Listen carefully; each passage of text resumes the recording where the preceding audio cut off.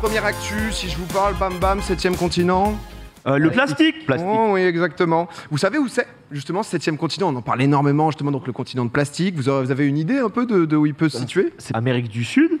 C'est pas genre entre l'Inde et l'Australie, genre moi. Voilà. Alors, ouais, alors... Oui. Ah. Non, parce que je vannais quand je disais le 5e. Non, mais t'inquiète, il n'y a aucun souci, Avec plaisir, on est à la maison maintenant. Non, mais concrètement, il n'y en a pas qu'un, en fait. C'est pour ça, justement. Okay. En fait, il existe 5 zones, en gros, d'accumulation dans les océans du monde. Vous le voyez, parce qu'en fait, il y a des courants marins, justement, qui vont créer ces différentes zones, puisque, donc, du coup, le plastique, naturellement, il est envoyé dans la mer, malheureusement, et ensuite, donc, il est renvoyé, donc, dans ces 5 grosses zones. On va en reparler, le GIR du Pacifique Nord, justement, il fait pas mal de dégâts, et donc, du coup, c'est ce qui forme, justement, des continents, malheureusement, comme on appelle ça, de 8 à 12 millions de tonnes de plastique qui sont jetées au global chaque année, selon les différentes associations. Donc, c'est vrai que c'est un peu terrible, hein. Donc, entre le Japon et la Californie, on voit donc les deux gros continents, justement, qui se sont formés. Très souvent, quand on entend parler de ça, c'est vrai que moi, j'avais un peu l'impression que limite, tu pouvais marcher dessus, parce qu'en fait, on voit énormément cette photo qu'on va voir juste après, où c'est vrai que tu la vois énormément. Parfois, on entend justement qu'on peut la voir depuis l'espace. Alors, c'est pas vraiment vrai. Donc, je suis pas là non plus en mode climato-sceptique. Tout ça, c'est du mensonge, les gars. Voilà, le plastique, c'est top. Non, mais c'est-à-dire que là, en fait, on voit la partie donc immergée de l'iceberg. Non. Immergé, c'est quand c'est dans l'eau. Hein. Ouais. La partie émergée de l'iceberg, du coup. Il n'y a aucun problème. Et la partie non visible, en fait, c'est que c'est principalement justement des petits morceaux, donc de 1 à 5 mm. En fait, ça, c'est ce qu'on va retrouver dans la majorité des cas. Et donc, du coup, ce qui est difficile, puisque ça va jusqu'à 3000 mètres de profondeur. Malheureusement, on ne peut pas les récupérer. Ça bouleverse toute la biodiversité, etc. À un moment, ça va être positif, hein, cette actu. Je vous le dis, histoire de vous garder dedans. Il y a quand même justement entre 50 et 70% du plastique qui pollue les océans qui est justement constitué de ce microplastique. Mais il y a quand même justement le gros qu'on voyait sur la photo juste avant. C'est quand même justement, c'est de la bâche, c'est du plastique justement massif, etc. Et je vous en avais déjà parlé dans une ancienne actu de l'association The Ocean Cleanup. En gros, ils avaient fait, donc c'est eux, et ils avaient fait en fait justement dans la rivière la plus polluée qui était, je crois, en Guatemala. En fait, ils avaient réussi à faire un petit barrage. Je ne sais pas si vous vous souvenez. Il y avait des fois où ça ne marchait pas vraiment parce que du coup, c'est la rivière qui est polluée, la rivière qui se retrouvait donc du coup dans la mer, ça polluait la mer. Ils ont réussi à faire ça et ils ont aussi un énorme projet, donc du coup, qu'ils ont de plus en plus développé. Vous le voyez juste avant. En gros, en fait, l'idée, c'était de pouvoir lancer un énorme filet donc à l'abordage un peu de ces océans plastiques, mené par 2 énormes bateaux. Donc le filet, il fait 2,5 km de long quand même. Ouf. Donc le filet, il est quand même assez stokos, c'est 4 mètres de profondeur. Et donc là, en fait, ils ont annoncé justement pouvoir nettoyer d'ici 2040 intégralement le continent justement de plastique. Donc c'est quand même assez fort. En gros, ce qu'ils font, c'est que du coup, tu as un bateau qui vient tracter de chaque côté. Là, il y a donc ce qu'on appelle, en fait, c'est un réservoir, donc du coup, qui va aller agglutiner donc du coup tous les déchets. Là, ils en sont à leur 3e version. Hein. La version 1 et 2, c'était un peu chaud. C'était pas, mais là honnêtement ils y croient très très fort. Le but donc du coup c'est de pouvoir récupérer la majorité donc des déchets pour pouvoir les clean. En dessous de 4 mètres, malheureusement ça part, mais déjà pour pouvoir enlever justement un peu le gros de tout ça. Je me suis totalement perdu dans mes notes, mais en même temps, c'est vrai que c'est des images. Tout ça, c'est des images de synthèse. Il y a une évolution de fou parce que la dernière fois qu'on avait parlé dans Popcorn, c'était début juin. Ouais. Et on avait quand même, on était dans un aspect beaucoup plus sceptique avec le projet du filet qui était compliqué. Et là, tu vois quand même un avancement en 2-3 mois, quoi. C'était mi-juin. Ouais, en fait, ce qui est vraiment chaud, c'est que sur toute la biodiversité, sur les poissons, etc., c'est problématique. C'est pour ça qu'en fait, ils n'envoient pas un énorme filet qui va ratisser l'intégralité. Si on t'explose des planctons. Parce que c'est ce qu'on avait dit, c'est que en fait, lié à la biodiversité, en fait, justement avec le microplastique, etc., il y a des poissons qui ont appris avec, en fait, et qui se développent autour. Donc, soit tu rases tout, soit c'est justement un peu chaud, mais ils ont fait un truc en fait avec un drone qui va donc du coup scouter, qui va pouvoir piloter les 2 bateaux pour pouvoir orienter, qui va scouter à distance les amas en fait de plastique pour pouvoir aller récupérer le maximum de plastique. En vrai, c'est pas mal foutu. Hein. Alors pour l'instant, c'est comme d'hab, c'est toujours justement un peu à l'état de promesse. Pour les drones de fou, les drones des vlogs de Wartech. Ah ouais, tu vois, regarde. Non mais là ça adapte la trajectoire. Tu vois, boum, clac, à gauche, hop, ça vient récupérer. Et derrière, justement, tu vas pouvoir chercher, retirer 90% du plastique flottant dans les océans d'ici 2040, soit 100 000 tonnes. C'est donc l'objectif là, de leur nouveau système. On verra ce qui se passe, mais en tout cas, on espère que c'est un peu positif, quoi. On essaye de vous donner un peu de nouvelles de temps en temps. J'adore la planète. Vive la planète, c'est vrai que récemment, il y avait eu le The Event, avec justement The Sea Cleaner, une des associations justement qui voulait aussi faire un bateau. Et donc ça, c'est leur plan. Là, ce que je vous montrais, c'était juste un des systèmes. Et en fait, c'est pouvoir entourer le continent pour pouvoir tout récupérer. Le problème de tout ça, ensuite, c'est qu'est-ce que tu fous du plastique, quoi. J'allais te dire, comment ils s'en débarrassent? Mais en fait, eux, ils avaient lancé, je vous en avais parlé, donc ils avaient fait du merch. Non, mais en fait, ils avaient fait des lunettes de soleil justement qu'ils avaient vendues, etc., en matière entièrement recyclée. Mais le vrai problème de tout ça, c'est qu'au bout d'un moment, en fait, tu récupères des cargos et des cargos de plastique. Là, ils veulent 100 000 tonnes. Le truc, c'est que tant que t'as pas quelque chose. Alors, ça parle beaucoup d'imprimantes 3D justement avec les matières recyclées où tu pourrais peut-être justement recréer. Ça, mais je trouve ça quand même fou, tu vois. Ouais. Rien que le côté 3D, c'est quand même impressionnant parce qu'en fait, du coup, ils récupèrent l'intégralité, tu vois. Donc là, ils ont déjà des conteneurs qui sont remplis de plastique. Boum, il y a tout qui sort. En regardant ça, je me suis posé la question, comment ensuite tu le refous dans le conteneur? Bon, c'est... Non, en vrai, mauvaise stratégie, vraiment. Non, mais tu vois, il y a quand même des trucs. Il faut peut-être un petit tapis en dessous. Enfin, bref. Mais c'est vrai que c'est quand même ça peut peut-être être un problème. Mais en tout cas, écoutez, ça avance petit à petit. Et j'avais juste envie de vous partager une petite news d'espoir. Voilà. Applaudissez, s'il vous plaît. J'adore les...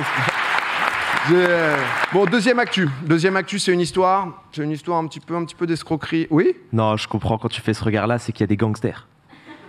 Non, pas vraiment. Tu vas voir, ça se passe à Montceau-les-Mines. C'est perdu. C'est perdu. On est en Saône-et-Loire, on est en mai 2020, pleine pandémie, donc du coup, vous voyez sur la carte où est Montceau-les-Mines. Un médecin du centre de la santé donc, a une mutation dans une autre région. Justement, il y a des régions qui comptent des véritables pénuries de médecins, pour lesquelles justement c'est difficile, et quand le médecin se barre, malheureusement, il n'y a plus personne. Il y avait donc du coup 1200 patients qui attendaient, qui avant justement avaient leur médecin traitant, qui là pour le coup n'en avaient plus du tout. Du jour au lendemain, donc forcément un peu problématique. Donc du coup, il y a un appel à candidature, etc. Et moi, je vais vous parler du coup d'une certaine personne qui s'appelle Samantha. Samantha, donc du coup, elle a décidé de postuler tout simplement. Donc candidature acceptée, ça se passe honnêtement plutôt bien pour elle. Elle reçoit sa carte professionnelle qui lui permet d'exercer dans le cabinet. Donc voilà, elle est contente. On vous a mis une petite photo de carte de professionnelle. On vous met dedans ici. On essaye de... Expirée par contre, faut la changer, je pense. Hein? Expirée, la carte. Elle est expirée, c'est 2012. Bienvenue dans Popcorn, mon gars. Je sais pas quoi te faire de plus. Non, mais donc du coup les semaines passent. Honnêtement, les gens au début ils sont trop contents. Putain, il y a enfin un médecin, etc. Ça fait trop plaisir, c'est le feu. Le souci, c'est que petit à petit, ça se gâte un peu. Il y a des gens justement, une femme qui consulte pour un hématome au genou. Elle diagnostique donc du coup sans auscultation ou presque une embolie pulmonaire et une phlébite. Non mais en vrai c'est hardcore. Il y a un mari qui souffre de rétention d'eau et qui se retrouve faute de soins en réanimation. Donc on parle de trucs où c'est plus très fun. Et encore plus grave, du coup un de ses anciens patients qui était plongé dans le coma, qui est décédé. Donc du coup là on se parle de quelque chose où ça commence à poser un peu question. Médecin, quoi. Ouais. Au secrétariat, etc. Vrai médecin ou pas? En septembre 2020, ça se dit là, il y a peut-être un souci. Le diplôme. Et en fait, un moment, donc justement en septembre 2020, elle se dit en fait, désolé, je me sens pas très bien, je crois que j'ai un petit rhume, un truc, je vais pas pouvoir venir, je dois aller consulter un médecin. Donc, disons qu'un médecin qui consulte un médecin en cas de rhume, commence à y avoir un moment où tu te dis, il y a peut-être un problème. L'ordre des médecins direct, ils sont alertés, ils trouvent aucune info en fait sur le passé universitaire de la super docteure Samantha, donc du coup, qui se retrouve finalement arrêtée. En fait, elle avait acheté un diplôme, 200 € sur Internet. La supercherie, elle avait duré donc du coup 4 mois où elle a pu pratiquer, où il y a eu 2 décès. Ouais, elle a tué des gens quand même. Ah, elle a tué des gens. Non, mais on se parle d'un truc, c'est quand même un truc, ça avait fait à l'époque. Elle, c'est une merde pour le coup. Hein? Elle, c'est une merde. Oui, c'est une grosse merde, ouais. Non, mais ça avait fait beaucoup. Elle a acheté les diplômes sur Snap. Tu sais, les gens qui vendent les codes et tout. Mec, T'as jamais vu ça, les photos sur Snap, des fois, en mode ah bah tiens, je te vends un permis de conduire, genre 400 balles. Il y a des trucs sur Twitter. Mec, je suis chaud, envoie-moi ça. Non, mais et du coup, c'est des trucs de fou furieux et turbo illégal. Et j'avoue que dans ma tête, c'était le code, le permis, ce qui est dangereux. Mais médecin, c'est des diplômes. Chirurgien. Waouh. Genre, c'est 10 ans, quoi. Ah ouais, honnêtement, je crois elle a aussi, elle, un peu en mode faussaire, tu vois, elle a tenté un peu des trucs. Sauf qu'il y a une suite à cette histoire, puisque donc, elle fait 4 mois en maison d'arrêt, elle est mise sous contrôle judiciaire. En octobre, du coup, 2020, elle va récidiver, en 2021, pardon, elle va récidiver, donc du coup... encore une fois, elle postule sur un site de recrutement de médecins. Tu vois, t'es en mode, c'est 12. C'est peut-être pas pour toi, si on peut juste se le dire, quoi. Bon, elle reprend 4 mois, retrouve libérée donc du coup en janvier 2022, en attente de son procès. Elle fait plus parler d'elle, donc on se dit, ok, la justice va faire son travail et tout va bien se passer. Jusqu'à là très récemment, c'est pour ça que je vous en parle aussi, mi-septembre, elle a usurpé donc l'identité d'une étudiante grenobloise pour pouvoir s'inscrire donc du coup à l'université de Bourgogne afin de devenir professeure. En fait, elle a trouvé quelqu'un avec le même nom qu'elle, où du coup, elle a réussi en mode faussaire, elle a commencé à trouver justement... commence à avoir un peu de skill, quelques petites compétences, quoi. Et en fait, sauf que du coup, l'administration l'a cramé, elle s'est fait du coup griller direct. Et là, à l'époque, il y avait eu carrément un 7 à 8, etc., parce que ça avait fait énormément parler. Fausses médecins, des morts à la clé, c'est terrible. Et là, elle est ressortie, et c'est vrai que son avocat, du coup, en fait, il avait demandé une expertise psychiatrique. Il s'avère qu'elle souffre donc de schizophrénie, ce qui justifie, ce qui explique en tout cas un peu mieux le pourquoi du comment. Ces vocations qui apparaissent. Ouais, parce que l'histoire était quand même compliquée, et c'est vrai que l'histoire, en vrai, c'est hyper triste. C'est hyper triste parce que il y a eu du dégât. Il y a le côté l'ordre des médecins. C'était quand même assez facile de se faire passer pour un médecin tranquillement, où les mecs ils ont mis un peu le temps. Et derrière, la justice française, où on sait que ça prend du temps, etc., justement pour pouvoir juger. Et voilà, j'avais envie de vous partager cette histoire. J'aime bien de temps en temps une ambiance comme ça. Non, mais en fait, c'est des moments très difficiles parce que tu as ce problème de la France manque de médecins, manque de médecins de fous furieux. Tu as ce truc-là de les médecins aussi ne veulent généralement pas exercer en campagne parce que c'est compliqué d'exercer en campagne. Donc ça fait que tu as des médecins traitants qui sont là depuis 30, 40 ans. Et donc le problème de remplacer ce médecin-là n'a quasiment pas existé pour des générations entières. En fait, ils sont en mode, on a toujours eu notre médecin. Donc tu dois avoir ce moment de remplacement. Et le moment de remplacement, tu te poses pas trop la question de ce qui se passe. Et j'avoue que des diagnostics comme ça, c'est une catastrophe, quoi. Avec les morts, avec les familles et tout. Là, aujourd'hui, elle fait quoi, du coup? C'est quoi le... Là, elle est en attente. Là, ça se fait un peu... c'est en tempo, quoi. Tu vois, parce que, du coup, elle est revenue dans le système, mais elle attend un procès. L'histoire est un peu bresson. On comprend pas trop. Justement, l'avocat, il a remis ça. C'est vrai que j'étais en mode, en fait, tu prends que 4 mois quand tu as exercé justement médecin sans l'être vraiment. Et c'est si dur de détecter ça parce que tu as le syndrome de la blouse. En fait, le syndrome de la blouse, c'est lorsque tu vois quelqu'un en blouse. J'ai cru de la bouse, j'étais en mode. Non. Juste c'est une merde. Non, vous n'y arrivez pas. C'est le syndrome de la blouse. Quand quelqu'un a un stéthoscope, tu vas forcément lui faire confiance. Tu vas pas réfléchir au fait que son diplôme, elle l'a eu dans une boîte de choc à pic. Tu vas forcément te dire qu'il y a quelque chose derrière, donc c'est horrible. Tu sais, ce matin, j'ai entendu un truc à la radio. Il y a une pénurie aussi de personnel de la petite enfance. Donc, typiquement, le personnel que tu as dans les crèches, à qui tu confies tes enfants. Et très récemment, il y a eu des faits divers sordides où... ça, c'est horrible. Voilà, dans une crèche à Lyon, un bébé est décédé parce que la personne qui l'a surveillé lui a fait boire du desktop. Ah oui, j'ai vu ça. C'est un délire. Et donc elle a dit qu'elle était surmenée, etc. Ça a mis en avant aussi le fait que il n'y a plus assez de personnel et qu'on embauche un peu n'importe qui. Cette personne avait quand même un diplôme, un CAP petite enfance. Et ce matin à la radio, j'entendais donc les personnes en charge de ça dire on n'a pas assez de gens, donc on ouvre les candidatures à tout le monde. Et peut-être que ça éveillera des vocations. On vous confie nos enfants et on aimerait quand même un minimum de vérification, tu vois, pour pas que ce genre de choses arrivent. Donc moi, ça me terrorise d'entendre ce genre d'actu. Merci PA. Non mais j'ai hésité, je me suis dit non, il y a du public en face, c'est bien. Yes. on va aller là-dedans là. Bon, dernière actu, un truc un peu plus léger. Je me suis dit quand même un peu de bonnes nouvelles, l'histoire de. Non, je vois qu'il y a pas mal de femmes, ça fait plaisir d'ailleurs au passage. C'est très cool. Non mais t'étais en mode est-ce qu'il y a des femmes ce soir? Est-ce qu'elles sont là? On peut plus rien faire ou quoi? En mode animateur de soirée. Non mais j'aime beaucoup ce que tu fais, mec. Franchement, Popcorn Festival, c'était vraiment un moment de fou. Prends la confiance, celui-là. Non, mais ils ont annoncé là récemment, c'est mardi dernier justement, le ministre de la Santé qui a dit que la pilule du lendemain allait être gratuite pour toutes les femmes à partir de l'an prochain. Donc, enfin. Honnêtement, c'est plutôt cool ça. Ça c'était avant, donc disponible en pharmacie sans ordonnance à tout âge dès 2023 jusqu'à présent. Donc le coût allait de 5 à 20 €. La gratuité a été réservée donc aux personnes mineures donc dans les centres de dépistage. Mais voilà, ça va être de l'histoire ancienne si tout se passe bien et que c'est mis en place, etc. Parce que pour l'instant c'est une promesse et je crois que c'est en train d'être voté, en train d'être validé pour 2023. Mais c'est passé en Conseil des ministres hier. Il y a aussi le dépistage des IST qui va être rendu gratuit.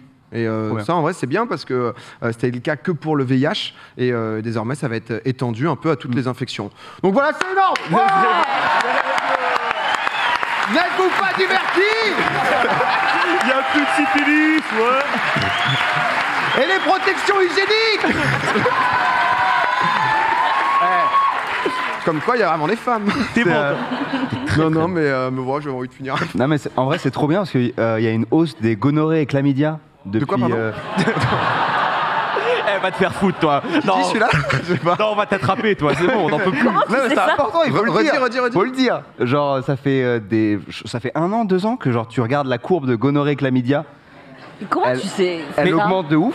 Et en fait, c'est des maladies qui sont invisibles, si tu veux. C'est vrai. Genre, la plupart des gens n'ont pas de symptômes, tu vois. Ok. Et donc, en fait, notamment les femmes n'ont pas de symptômes, il me semble. Et les hommes, ils peuvent avoir la chaude-pisse, etc.